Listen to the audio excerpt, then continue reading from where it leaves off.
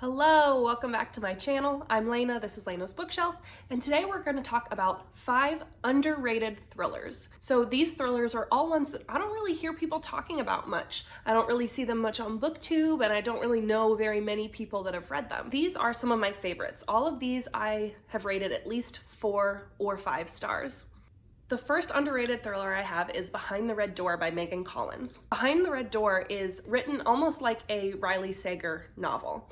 It's about a woman, Fern, who's kind of down on her luck, not a very likable character, very similar to the heroines that Riley Sager writes. And she goes back to her New Hampshire town to learn that a woman has gone missing. And she realizes that this woman has gone missing and thinks that she knows her for some reason. As she becomes obsessed with this woman's disappearance and starts unraveling what happened to this woman, she realizes that she has a lot more connections to this missing woman than she ever knew possible. This one was dark, it was fast-paced, I felt like it kept moving, I felt like the ending, I was on the edge of my seat just wanting to know what happened, and it had a couple of twists that I didn't see coming. The next underrated thriller I have is The Lost Girls by Heather Young, and this is less thrilling and more suspense. So in this book, you're following Justine, and Justine escapes a bad relationship and ends up at this old lake house that was bestowed upon her by her great aunt when she passed away. And so Justine moves there with her daughters to kind of get away from this boyfriend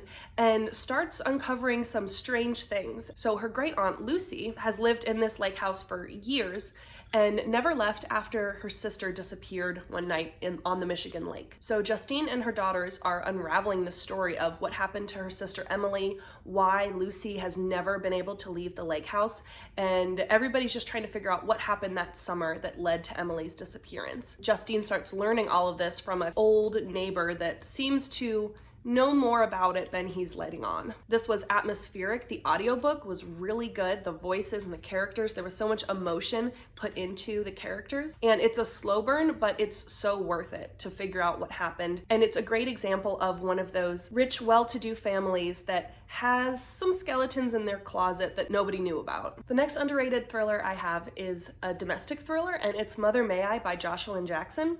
And this one is following a mother whose son is stolen, and the captor contacts Bree, the mother, and says, if you want to get your son back, you have to complete this small task for me. What seems like a small task at first ends up having pretty devastating consequences. And you guys know I love the how far would you go for your family trope, and this is 100% that. This woman is trying to get her son back and has to decide if her son's life is worth risking the lives of someone else. The next thriller I have is The Passenger by Lisa Lutz, and this is a on-the-run type of story. So you're following this woman whose husband is found dead at the bottom of the stairs, and she goes on the run because this is the second husband of hers that has been found dead.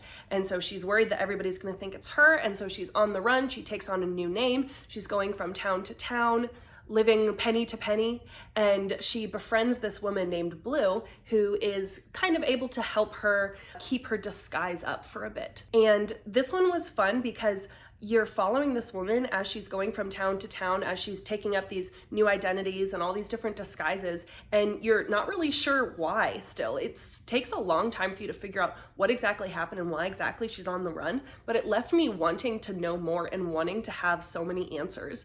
And this had a fun twist at the end that I did not see coming. The last underrated thriller recommendation I have is The Perfect Daughter by DJ Palmer. This is probably my favorite out of all 5 books that I've talked about today. This one is so good. You're following Penny, and Penny has multiple personality disorder, also known as dissociative identity disorder, and she has been convicted of murder. So she's being held in a psych hospital awaiting trial, and you're following this psychiatrist as he's trying to unravel the different personalities and the different identities that Penny takes on.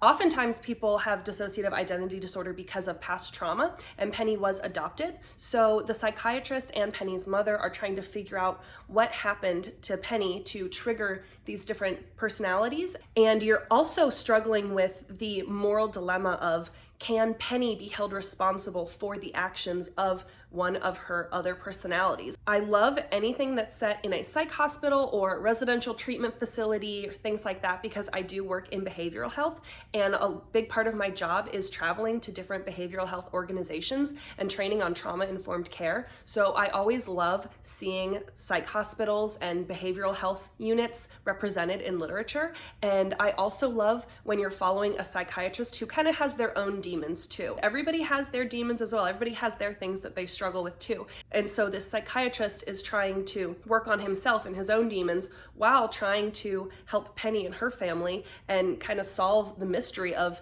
who the murderer was and who needs to be held responsible. Okay, those are all 5 underrated thriller recommendations that I have for you today. Let me know down below in the comments if you've read any of these or if any of these sound interesting to you. I would love to do a part 2 of this. I have a whole list of other underrated thrillers that I don't hear people talking about very much. Please go ahead and hit that subscribe button. It really helps out my channel, and I'll see you in my next video. Bye!